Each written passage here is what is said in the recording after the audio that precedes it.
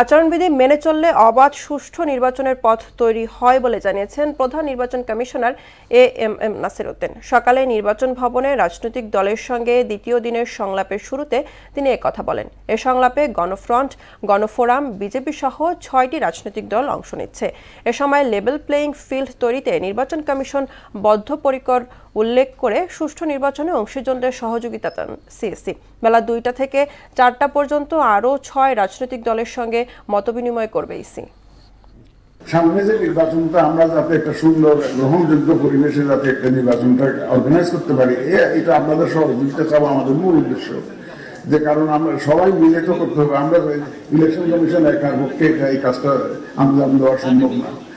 বিশেষ করে আপনারা যারা রাজনৈতিক নেতৃবৃন্দ, জাতীয় নেতৃবৃন্দ আছেন, যাদের প্রভাব সরাসরি ভোটারদের উপরে আছে, যারা একদম সরাসরি ভোটারদেরকে প্রভাবিত করতে পারেন, তা আপনারা জাতীয় নেতৃবৃন্দ, আপনাদের এই জন্য কোঅপারেশন এখানে খুবই দরকার হবে।